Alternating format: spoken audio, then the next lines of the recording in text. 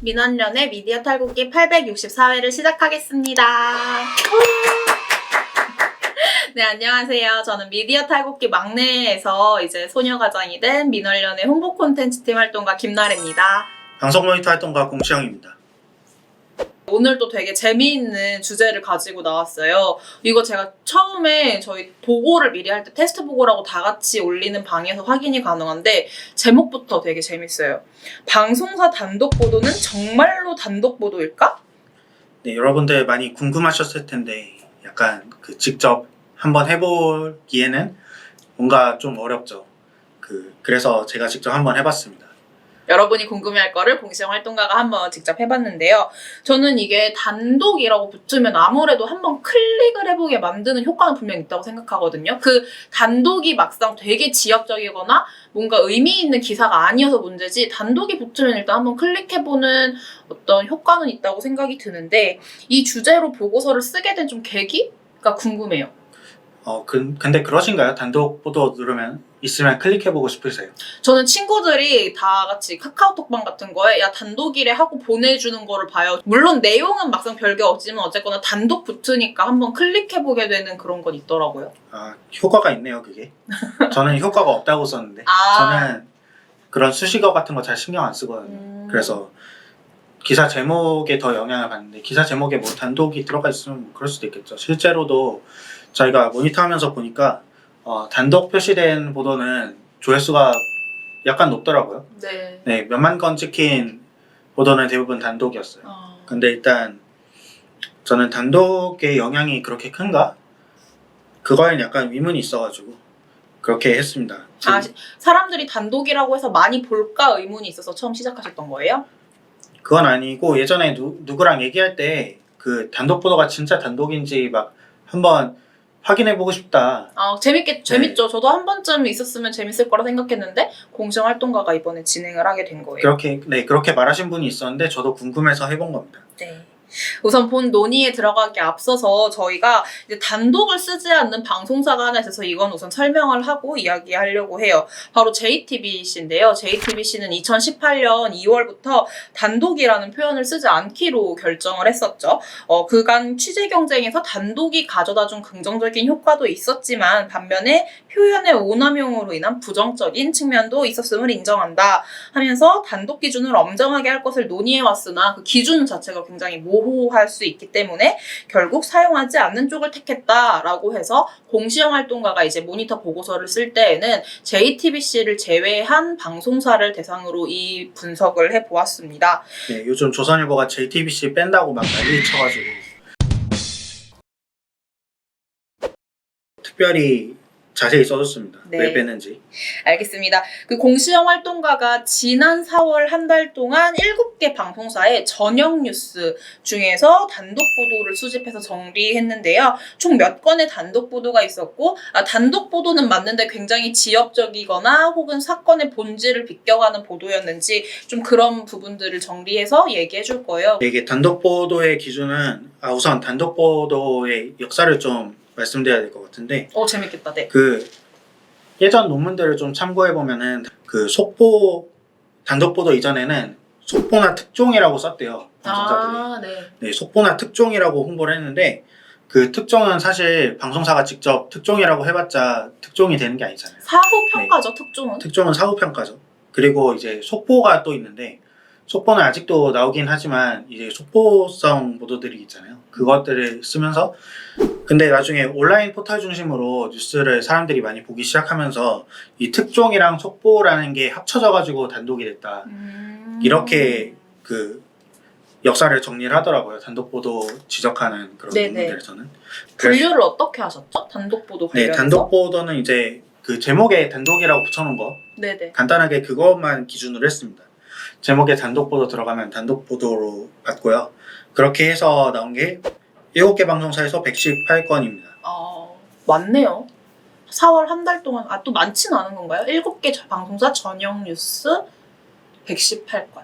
네, 많지는 않다고 봐야죠. 그러니까 단독이 없는 날도 있었다고 봐야 되는 거죠. 한 달 30일이고 네네. 그러면은 하루 평균 4건의 단독이 나온 건데 네네. 방송사는 7개니까 네, 단독이 없는 날도 많았다. 네네. 이렇게 118건의 단독 보도를 정리를 해가지고 그 확실한 단독인 거, 그 다음에 지역적인 단독 보도인 거, 그 다음에 사실 여부가 애매한 단독 보도인 거, 그리고 단독 보도가 아닌 단독 보도, 이렇게 네 가지로 크게 정리를 했고요. 네. 그래서 그 확실한 단독 보도를 보니까 85개가 확실한 단독 보도였고요. 근데 이 확실한 단독이라고 해서 문제가 아예 없는 것은 아닙니다. 아예 없는 것은 아닌데 일단은 이거는 단독 보도이긴 했다는 거고요. 그 다음에 단독 보도인 내용이 지역적이라는 거는 단독 보도는 맞는데 이건 좀 심하지 않나. 이걸 단독이라고? 라고 네. 할 수 있는. 이걸 단독이라고 하기엔 좀 심하지 않나. 이런 네. 것들을 이제 단독 보도가 지역적이라는 내용으로 정리를 한 것이고요. 네. 사실 여부가 애매한 거는 이제 단독 보도끼리 내용이 충돌하는 네. 그런 기사랑 나중에 사실로 아닌 걸로 드러난 그런 보도들. 그러니까 이걸 사실 여부가 애매함이라고 정리를 했고요. 그리고 단독 보도가 아닌 건 진짜 단독 보도가 아닌 정말로 다른 데서도 동시간대에 방송을 했거나 동시간대에 같은 기사가 나오거나 지금 정말로 선행 보도랑 차이가 없었던 경우. 네. 네, 이렇게 공시형 활동가가 총 118건의 단독이라고 붙은 보도를 분석해서 정리했는데요. 이 중에 5건은 단독이 아예 아니었다고 합니다. 어떻게 보면 118건 중에 5건, 뭐 많은 숫자는 아니지만 그래도 단독이 아니라는 거는 일단 문제죠. 이거에 대해서 좀 5건 설명을 해주실까요? 네, 118건 중에서 5건 나온 것에서도 알 수 있듯이 생각보다 단독으로 사기를 치는 경우는 많이 없어요. 그러네요. 네, 그러니까 대부분은 일단은 단독이긴 했다는 거죠. 네. 비율로 따지면 96%는 실제 단독이다. 이렇게 보시면 되고요. 근데 단독 보도가 아닌 거는 어떤 경우였냐면 같은 시간대 뉴스에서 똑같은 보도가 나오는 경우가 있어요. 네. 그러니까 4월 3일에 가수 희정 씨가 이틀 만에 또 투약 후 실신 이런 보도가 나왔는데 이게 방송사 3개에서 같은 시간대에 방송 전형 뉴스에서 했거든요. 네. SBS랑 MBN이랑 TV조선이 그 같은 시간대에 전형 뉴스에서 똑같은 내용을 다뤘는데 이 중에 2개는 단독 보도예요. 왜 단독 보도죠? 그건 잘 모르겠습니다. 똑같은 내용을 했는데 본인들 두 곳에서는 단독이라고 했으면은 뭔가 하나쯤은 다른 내용, 정말 다른 방송 다루지 않았던 내용이 들어가야 하는 거잖아요. 근데 그렇지 않고 아예 동일했던 내용이었던 거죠? 네, 거의 뭐 잘 찾아보면 다른 내용이 있긴 있을 수도 있었겠죠. 어휘 정도에서. 네, 그죠. 근데 완전히 똑같은 사건을 보도하면서 이렇게 3군데가 동시에 했는데 2군데가 단독이라는 건 뭔가 좀 문제가 있다라고 볼 수 있겠고요. 네. 그리고 4월 20일 날 보도한 것에서도 비슷한 사례가 하나 있었는데 네. TV조선이 4월 20일 날 불경협 개발 승려가 유사 엠번방 운영 네. 조계종 승적 박탈이라는 기사를 냈는데 네. 같은 날 JTBC에서 엠번방 영상 유포한 승려 진짜였다. 조계종 승적 박탈 이런 기사를 똑같이 냈습니다. 동일한 기사인데 또 단독을 붙였었군요. 네, 그렇죠. 또 하나 더 이번에 얘기해 주실 단독 보도 아니었던 보도는 아예 다른 방송사 보도가 더 빨랐다고요? 이렇게 다른 언론사 보도가 더 빨랐던 경우는 둘 다 MBC 사료였는데요. 네. MBC가 4월 25일 날 컨테이너로 막루 철거 용산 참사 있었는데 라는 보도를 냈어요. 네. 근데 이게 재개발조합 측이 강제 철거에 반대하면서 옥상에서 농성 중인 사람들을 컨테이너로 위협하는 장면을 보도한 영상인데요. 근데 이게 4월 24일이랑 4월 25일간 오마이뉴스에서도 기사가 있었고 그리고 뉴스민 기사도 있었는데요. 이건 경북의 지역 언론이라고 합니다. 뉴스민은 경북의 지역 언론인데 이 뉴스민이 보도하면서 자료사진을 보면은 MBC가 보도한 영상보다 더 뒤에 찍힌 사진임을 알 수 있었는데 뉴스민은 아예 12시경 보도를 바로 냈고 MBC는 전형 뉴스에서 보도를 한 거거든요. 네네. 그러면은 뉴스민은 더 최신 사실을 더 빠르게 보도했는데 MBC가 단독이 붙었다는 거죠. 네. 이건 좀 문제라고 볼 수 있고요. 네. 근데 제가 아까 이거 이해를 못해서 공시형 활동가한테 물어봤던 부분이기 때문에 혹시 시청자분들도 이해를 하시는데 어려움이 있을까봐 좀 덧붙여요. 그러니까 동일한 사건을 두고서 MBC는 좀 더 빨리 사진을 찍었어요. 그리고 뉴스민은 좀 늦게 사진을 찍었는데, 늦게라고 말하는 게 맞을까요? 좀 더 최신 사실에 가깝게 사진을 찍었는데 그거를 뉴스미는 좀 더 빨리 보도해서 사람들한테 시의적으로 더 가까운 사실을 보도를 했고, MBC의 경우에는 좀 더 일찍 찍은, 그러니까 과거에 찍었던 사진을 가지고 저녁 뉴스에 보도를 했기 때문에 뉴스민보다 좀 더 시의성이라든지 그리고 관련돼서 빠르게 보도한 그런 부분에서 떨어졌다라고 이야기를 드릴 수 있겠습니다. 그죠? 네, 그리고 또 다른 보도도 하나 또 MBC에서 있었다고요? 네, MBC가 4월 28일 날 마귀를 빼자 알고 보니 집단 폭행 어느 신병의 폭로라는 기사를 네. 냈는데요. 이게 그 군인권센터가 4월 24일 날 보도자료를 통해서 폭로한 내용입니다. 네네.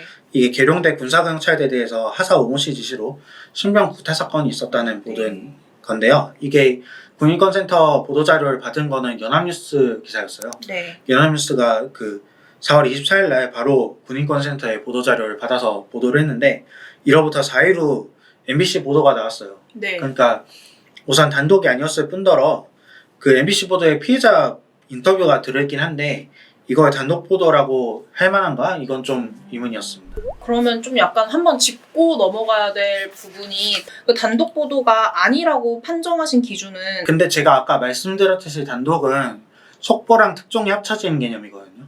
근데 그냥 단독이라고만 했을 경우에는 진짜 이 방송사만 보도했다 이런 뜻으로 보이잖아요. 네네. 그러니까 약간 그 속보라는 측면에 한정해서 분석을 했던 거고 그 네네. 단독 보도가 확실히 아닌 거는 네네. 그러니까 특종인 거는 뭐 나중에 사후에 이제 판단하기 때문에 네네. 저희도 이게 뭘 어떤 보도를 꼽아서 특종이라고 말하기는 좀 어려운 측면이 있고요.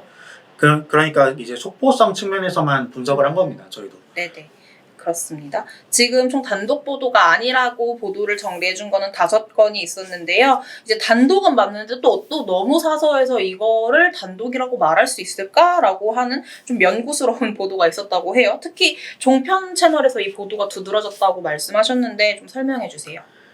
근데 이거 그 약간 도식적으로 설명을 해드리자면 네. 그 어느 사건이 A, B, C, D로 구성이 돼 있어요. 네. 근데 A, B, C는 이미 보도가 나왔는데 네. 거기다가 D를 붙여서 이건 단독이다 라고 한 경우를 이 사소한 단독 보도로 규정을 한 겁니다. 네네. 이런 게 어떤 경우들이 있었냐면 기사의 어느 부분이 단독 보도인지를 아주 자세히 들여다봐야 알 수 있어요. 그러지 않으면 이게 어디가 단독이지? 라고 네, 할 수 그죠. 있는 것들이요. 그래서 사실 이거는 진짜 막 단독이 앞서 말씀드린 단독이 아닌 걸로 처음에 분석할 뻔한 네네네. 그런 보도들이었고요.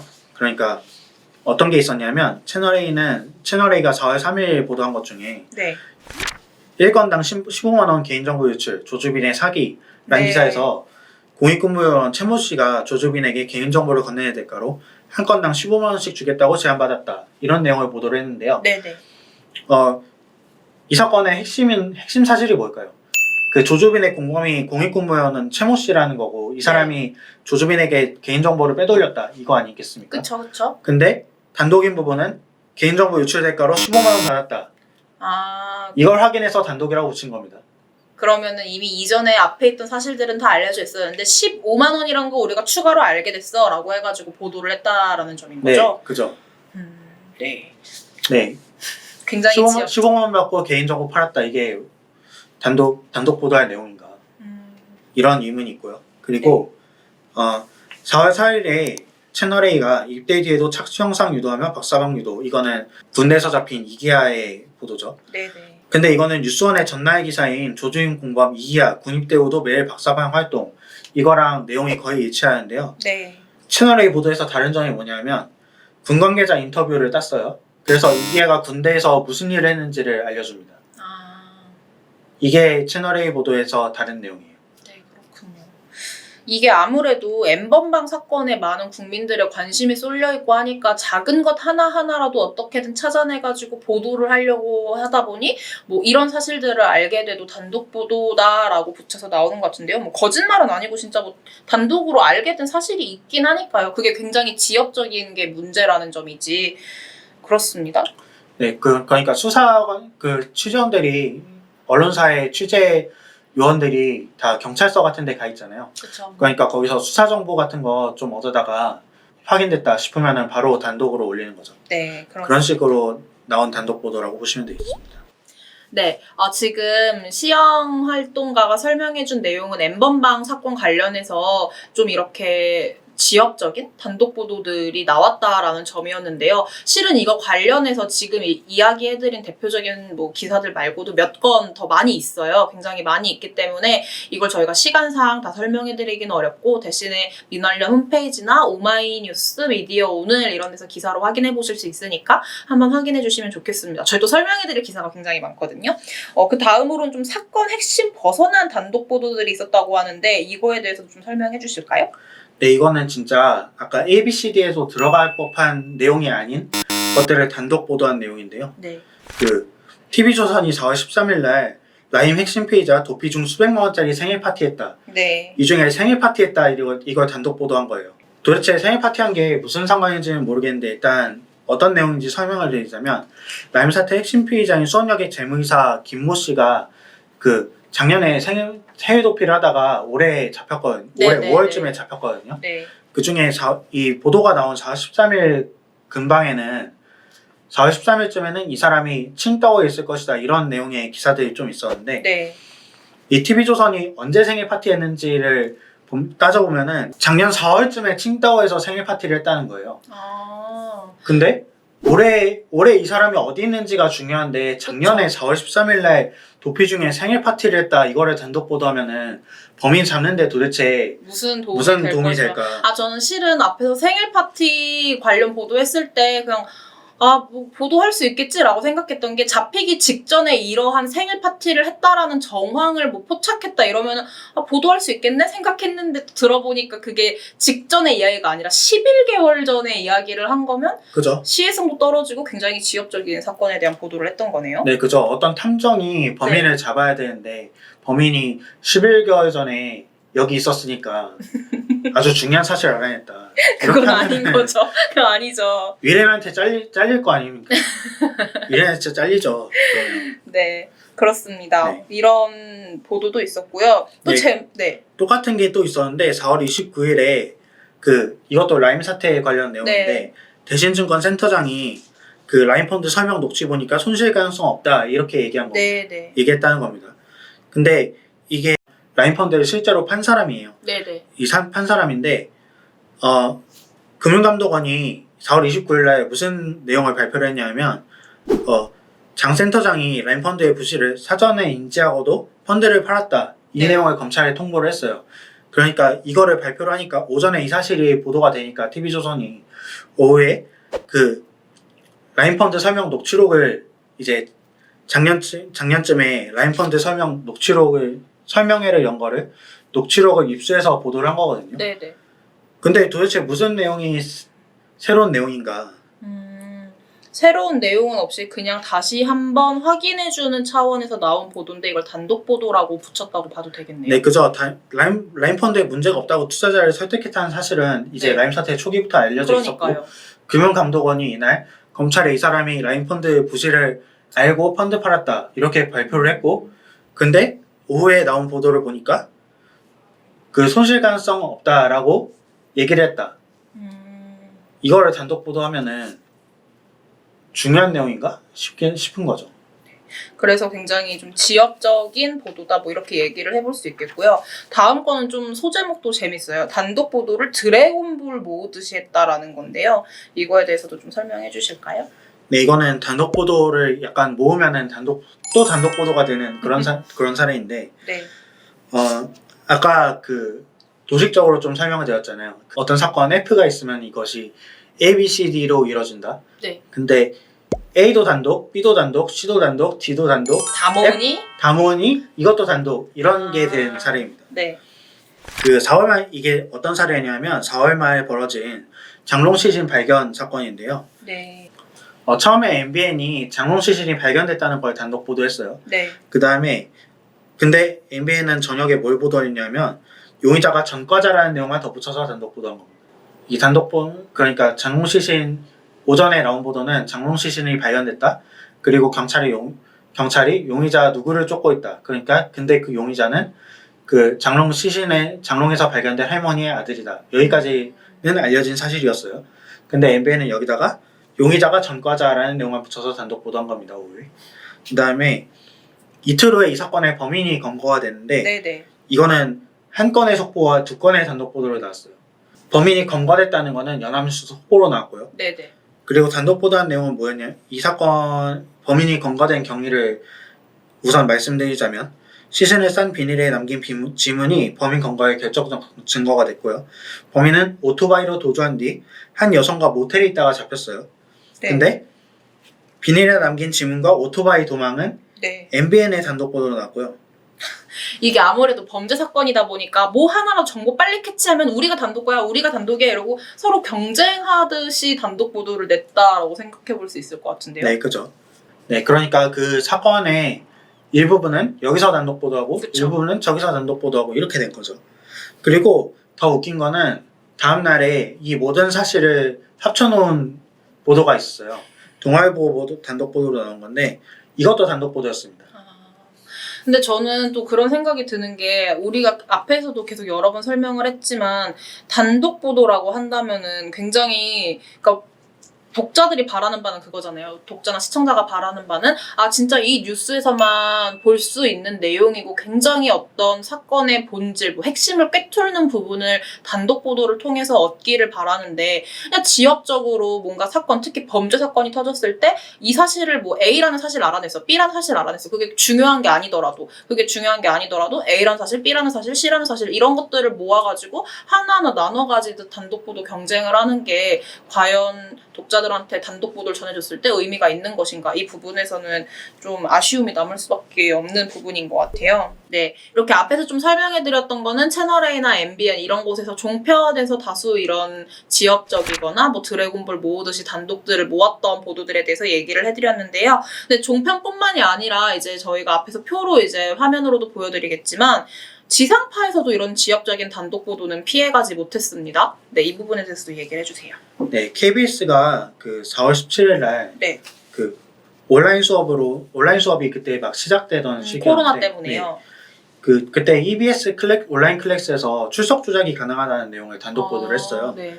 근데 그 온라인에서 이게 보도 내용을 보면은 온라인에서 이미 퍼진 내용을 KBS가 보도한 거거든요. 근데 이걸 단독이라고 할 수 있나? 근본적인 좀 의문이 드는 거죠. 언론사 중에서는 우리가 그래도 단독으로 첫 번째로 다뤘다 이거 아닐까요? 근데 엄밀히 따지면 언론사에서도 첫 번째가 아니었는데 아, 그래요? 네, 이게 온라인 이슈답게 인사이트가 먼저 이거를 보도를 했거든요. 인사이트가 이날 5시에 보도한 걸 보면은 온라인 수업 안 듣고 완료하는 법 공유하는 IT 강국의 중고딩들 이런 식의 보도를 내놨는데 네. KBS가 사실 좀 더 보도로서는 완성도가 있는 내용이었어요. 네네. 왜냐하면 그 전문가 의견이랑 이거를 정책 제안. 어떻게 막아야 되는지 정책 제안 같은 걸 좀 넣었거든요. 네. 그래서 좀 더 완성된 보도이긴 했는데 이미 퍼진 온라인 뉴스를 단독 보도하는 게 과연 단독이라고 할 수 있을까? 네, 온라인으로 이미 많이 사람들이 알고 있는 사실이고 인사이트라는 뭐 매체를 통해서도 알려졌는데 네, KBS 사례 얘기해 주셨고 MBC도 사례가 있다고요? 네, MBC에서도 이제 왜 단독을 붙였는지 모를 보도가 2건이 있는데 네.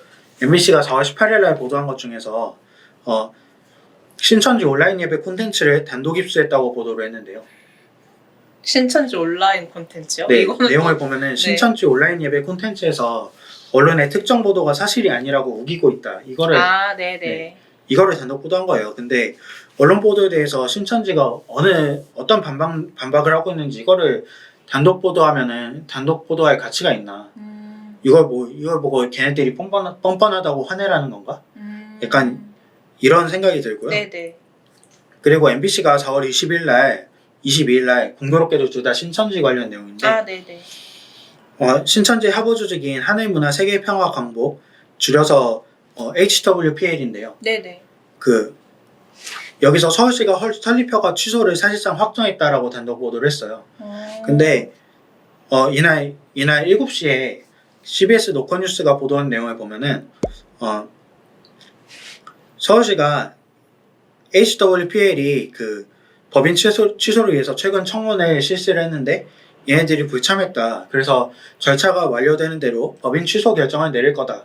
이렇게 그 보도를 밝힌 했는데요. 부분이 있는 거죠. 네. 그럼 그러니까 이거 제가 한번 더 읽어드릴게요. MBC에서 단독 붙었던 이 4월 22일 기사는 화장실도 못 간 채 카드 섹션 법인 취소 가닥이라는 제목으로 보도가 됐어요. 근데 동일한 날 이제 MBC는 뭐 뉴스데스크니까 좀 더 시간이 늦고 CBS 노컷뉴스에서 저녁 7시경 보도한 내용의 제목이 뭐냐면 박원순 서울시장 신천지 위법 전모수사로 밝혀야 였습니다. 제목부터 보시면은 동일한 내용을 다루고 있다라는 점을 좀 알 수 있는데요. 이 부분에서 좀 MBC도 단독 보도라고 말했지만 실상 좀 단독이라고 하기엔 굉장히 지역적이었던 부분을 피해가지 못했다라고 이야기할 수 있겠어요. 그죠. 네. 또 그리고 다른 보도하고 내용이 충돌하는 단독 보도가 있었다고 하는데요. 네, 이건 사실 여부가 애매한 단독 보도로 분류를 한 건데요. 네. 이거는 다른 보도랑 내용이 다른 보도라 하면 본인들 채널을 말하는 건지 아니면 전체 채널을 말하는 걸까요? 전체 채널을 말하는 건데요. 네. 그 한 보도가 사실이면 다른 보도가 자동으로 거짓이 되는 네. 그런 보도입니다. 이게 그 채널 A의 4월 8일 단독 보도랑 MBN의 4월 10일 단독 보도가 서로 내용상 충돌을 일으키는데요. 네. 어떤 내용이 충돌하냐면 기억하시겠지만 이때 4월 7일 날 강남 룸살롱에서 확진자가 나왔어요. 아, 네네네. 네. 근데 채널 A가 보도한 내용은 이때 업소 CCTV가 꺼져 있다. 네. 그래서 방역에 차질이 빚는다. 이걸 단독 보도한 거예요. 네. MBN의 단독 보도 내용은 뭐냐면 5일월부터 CCTV를 녹화하지 않았다는 주점 측 주장이 사실이 아닐 가능성이 높다. 이거를 단독 보도를 했어요. 근데 저는 이거 문제라고 생각하는 게 단독 보도라고 했는데 단독 보도 아닌 것도 문제지만 저는 이게 좀 더 큰 문제인 것 같거든요. 왜냐면은 단독이라 그래서 독자나 시청자들의 이목은 다 끌었는데 막상 한쪽은 사실이고 한쪽이 거짓이라면 거짓인 쪽의 단독 보도는 굉장히 큰 사회적 혼란을 좀 야기할 수도 있을 거라는 생각이 들거든요. 네, 근데 이거를 사실 CCTV가 꺼져 있는지 켜져 있는지 확인할 수 없는 상태였거든요. 왜냐하면 서울시의 오피셜을 좀 말씀을 드리면 CCTV가 작동은 되고 있었는데 녹화는 안 되고 있었다. 그러면은 당시 그냥 CCTV 바로 확인해 볼 수는 있겠지만 그걸 녹화해가지고 나중에 확인해보는 작업을 못한다 이렇게 생각하면 되는 거네요? 네, 근데 그러니까 녹화 자료가 없으니까 이게 CCTV가 작동이 되고 있었는지 안 돼 있었는지 영원히 확인이 불가능한 상황이 된 거예요. 그럼 이 둘 다 보도가 좀 잘못된 거 아닌가요? 채널에 손님 항의로 CCTV 껐다라는 거랑 뭐 알리바이 만드세요 단골 고객 시간 벌어준 유흥업소 MBN 보도 둘 다 진위 여부를 확인할 수 없는 보도들인 것 같은데요? 네, 그러니까 진실은 약간 전업무의 이런 느낌인데 네. 결국에는 서울시에서는 이때 그 CCTV 이외로 다른 룸살롱 방문 경위들을 확인을 해가지고 방문자 110여 명을 확인을 해서 나중에 이 사람들 다 음성 판정을 받고 모니터링을 종료를 했어요. 그러니까 결국엔 CCTV가 있었는지 없었는지 여건 상관없이 확진자들은 다 어쨌든 확인이 된 건데 그러면 이거는 과연 단독 붙일 만큼 핵심적인 사실이었을까? 이것도 좀 의문이 있는 거죠. 네, 지금은 코로나19하고 관련했던 채널A하고 MBN이 서로 충돌하는 보도에 대해 설명을 해줬는데요. MBC랑 TV조선에서도 서로 충돌하는 보도를 했다고, 단독 보도를 했다고 얘기했어요. 이것도 살짝 설명해 줄까요? 네, 이게 김정은 사망사에 관련 내용인데 네. 4월 말에 시끄러웠죠. 네. 근데 MBC는 이때 김정은이 원산에 있다는 얘기가 그때 많았는데 네. MBC는 김정은이 원산에 이미 떠났다고 보도를 한 거예요. 단독 보도로. 네. 근데 TV조선은 김여정이 김정은과 원산에 있다라고 보도한 거예요. 근데 김정은은 결국에는 원산에 있다고 시끌시끌했는데 최후에는 함경남도에서 발견이 됐죠. 네. 그러니까 이것도 사실 진실은 전어머의 이런 느낌인데 한 보도가 사실이면 한 보도는 사실이 아닌 거죠. 네. 김정은이 동시에 두 군데에 존재할 수는 없으니까. 그러니까요. 네. 이런 보도들에 대해서 좀 설명을 해주셨고 마지막으로 좀 설명을 해준다고 한다면 사실관계 과장이 확인된 경우도 2건 있었다고 하는데요.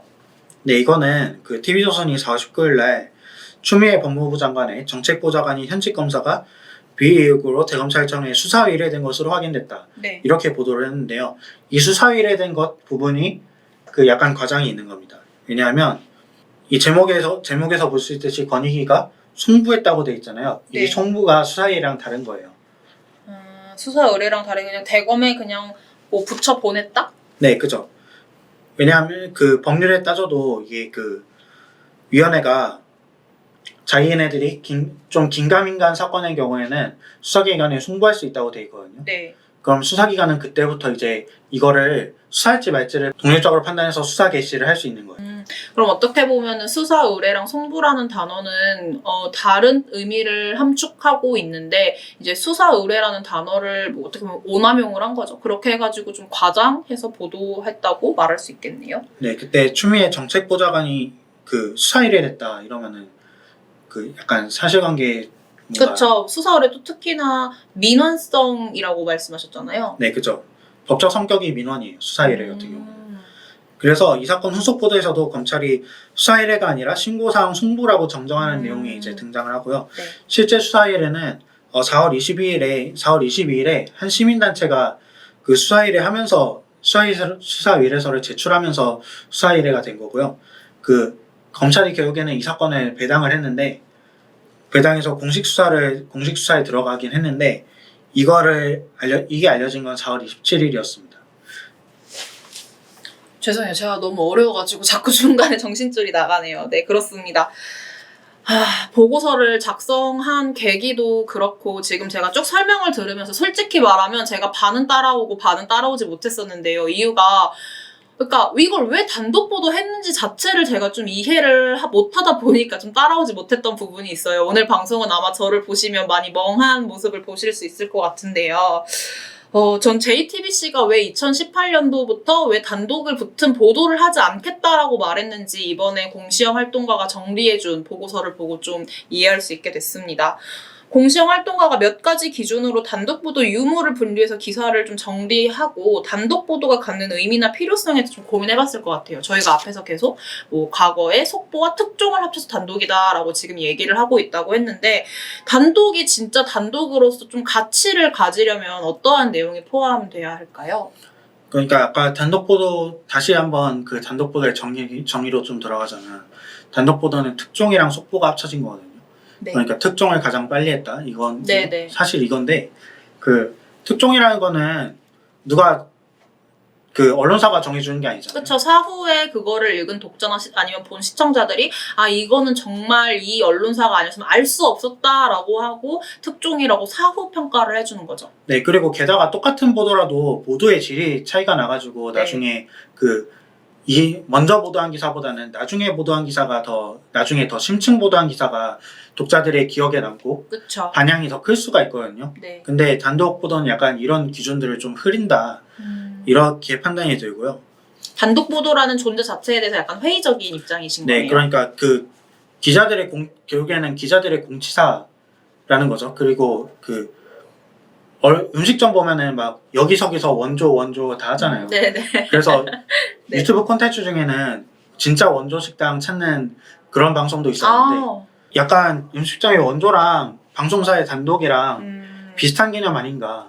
근데 이런 한편으로 또 그 생각도 들어요. 언론사 왜 이제 기자분들 얘기하는 거 들으면은 몇 년 차 뭐 평기자가 되고서 뭐 몇 년 차 이럴 때 너 왜 아직까지 단독 하나도 못 물어와? 뭐 이런 얘기를 내부에서 관습적으로 하고 단독을 하나쯤 써야 된다는 강박에 시달린다고 하잖아요.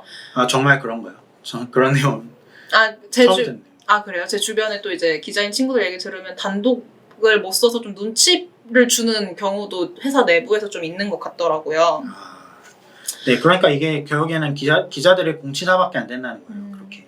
그렇습니다. 단독 보도에 대해서 좀 저희가 짚어보았는데 이게 제가 오늘 방송이 좀 길 거예요. 지금 아마 편집을 해도 30분 후반 정도에서 40분 정도는 나올 것 같은데 이게 1, 2편 토봐서 정리를 한 거였거든요. 근데 여기서 끝이 아니라고요? 여기서 확답을 드리지 않겠습니다. 왜요? 저는 사실 이 보고서 쓰면서 약간 왜 기자들이 단독병에 걸리는지 약간 좀 알게 됐거든요. 맞아. 어제 저희 같이 이야기를 했죠. 네.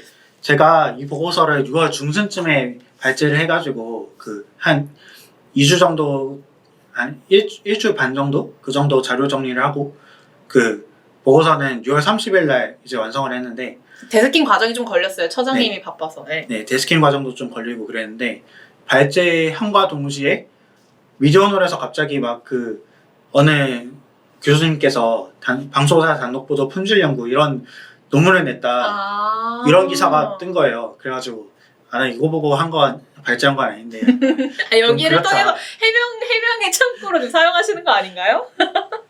네. 그리고 또 막 이 보고서를 완성하고 불과 이틀 후에 정준이 해시태그를 보니까 방송사 단독 보도가 그 얘기를 하더라고요. 저는 그거 저희 김서중 대표님 나와서 네. 저는 당연히 공시형 활동가의 보고서를 기반으로 이야기가 된 건 줄 알았는데요. 네, 저도 거기 대표님 나와서 깜짝 놀랐는데 아니었어요? 네, 아닙니다. 그렇군요. 네, 그렇습니다. 이번에 이제 공시형 활동가도 빨리 이제 발제를 6월 중순에 했던 만큼 빨리 나와서 좀 더 먼저 우선순위를 차지하고 싶었는데 그러지 못했다라는 아쉬움을 좀 길게 이야기해봤고요. 네, 저희 그러면은 오늘 방송 내용은 이 정도로 마무리를 하고 이제 댓글을 좀 읽어보도록 하겠습니다. 네, 이날 860회 대전 MBC 성차별 채용 관행 인권위 권고에도 고칠 생각 없다고요? 방송인데요. 이날 김원경 대표님의 마지막 방송이다 보니까 아무래도 댓글에서도 김원경 대표님에 대해서 감사함이나 아쉬움을 표하는 댓글들이 좀 많았네요. 제가 먼저 읽어드릴게요. 주야사랑님, 미날련 알게 해준 두 분의 부재를 이제 느끼면서 살아야 하나 봅니다. 그동안 수고 많으셨고 다른 곳에서도 뵐 수 있으면 좋겠습니다. 네. 그러니까요. 저는 이봉호 팀장님과 김원경 대표님의 부재를 굉장히 많이 느끼고요. 오늘 방송도 보세요. 저 아니라 김원경 대표님이나 이봉호 팀장님이었으면 얼마나 더 깔끔하게 정리하면서 잘해주셨겠어요. 저는 같이 이해를 하면서 방송을 해야 됐다고요. 너무 힘들어요, 지금. 그렇습니다. 읽어주세요. 저도 힘들어요. 그 사무처장님 있을 때는 막 그 지금 정리하면서 좀 넘어갈 수 있는 부분, 디테일은 좀 넘어갈 수 있는 부분이 있었는데. 저 부족하다라고 지금 돌려 까시는 거예요? 아니. 짜장구 친 겁니다, 그냥. 네, 그렇습니다. 다음 거 얘기를 좀 해볼까요? 네. 정슬기님, 존경하고 멋있는 김원경 대표님, 너무너무 수고하셨고 몸 잘 돌보시고 건강한 모습으로 곧 뵐 수 있을 거라 믿어요. 감사했어요. 네. 네. 미카미카님이 이분이 이제 이봉호 팀장님 떠나실 때 댓글 달아주시기도 했었는데 이번에도 미탈 아주 오래전부터 들어왔는데 봉우리 팀장님 떠나보내고 지난번엔 처음 댓글 달았어요. 근데 이번엔 김원경 대표님이라니 그동안 너무 고생 많으셨습니다. 그래도 안 가시면 좋겠네요. 유유 이렇게 달아주셨습니다. 861화부터 제가 이제 활동가들이랑 열심히 진행을 해보고 있으니 좀 어여삐 여겨주시고요. 저도 김원경 대표님이 그립습니다. 트와이브 박미정님, IMF 때 시티은행 카드영업부에 취직했을 때 제 복장이 후지다고 지적받았던 일이 생각이 나네요. 그때 급여 40만원 정도였는데 30만원을 들여 롯데백화점에서 정장 샀던 기억이 납니다. 그러고 보니 그때도 백화점 물가는 세상 물가와 많은 차이가 있었네요. 아직도 여성을 한 명의 사람으로 보는 게 아닌 이 세상이 참담하네요. 민원연의 분위기 메이커 조선희 활동가님 반가워요. 정말 할 일이 너무 많은 민원연입니다. 언제나 응원할게요. 감사합니다. 네, 감사합니다. 또 이렇게 댓글을 달아주셨어요. IMF 때 급여가 40만 원? 급여 40만 원. 그랬던 시절이 있는데. 근데 문제는 지금 이날 얘기했던 게 성차별 채용 관행에 대해서 저희가 이야기했었는데 그거 관련해서 인권위 권고사항 보면은 그 증거나 증언 이런 내용 정리해둔 거 보면은 그렇게 여성 아나운서 분들한테 목주름 얘기를 그렇게 하더라고요. 목주름이 많아서 너네가 교체가 되는 거다. 뭐 옷을 어떻게 입어라 저렇게 입어라 이렇게 지시를 하는데 자체가 되게 감수성도 떨어지고 뭔가 성차별이 만연하다라는 사실을 다시 한번 과거와 그렇게 다를 바 없는 2020년을 살아가고 있구나 좀 느낄 수 있었어요. 그 외에도 뭐 안다미로님, 대맹이님, 맥스앤루비님, 샘킴님 모두 다 김원경 대표님 그리우면서 다들 고생하셨다고 이야기를 해주시고 계셨습니다. 너무 감사하고요. 김원경 대표님도 지금 휴가를 가 계시지만 저희 미디어 탈곡기 방송을 팟캐스트로 들어주시지 않을까 좀 그렇게 기대를 하고 있습니다. 네, 오늘 금요일 방송 여기서 마무리하도록 하겠습니다. 주말 다들 푹 쉬시고 저희 화요일에 다시 뵙겠습니다. 미날련의 미디어 탈곡기는 내일도 열심히 털어드리겠습니다. 탈탈탈 안녕.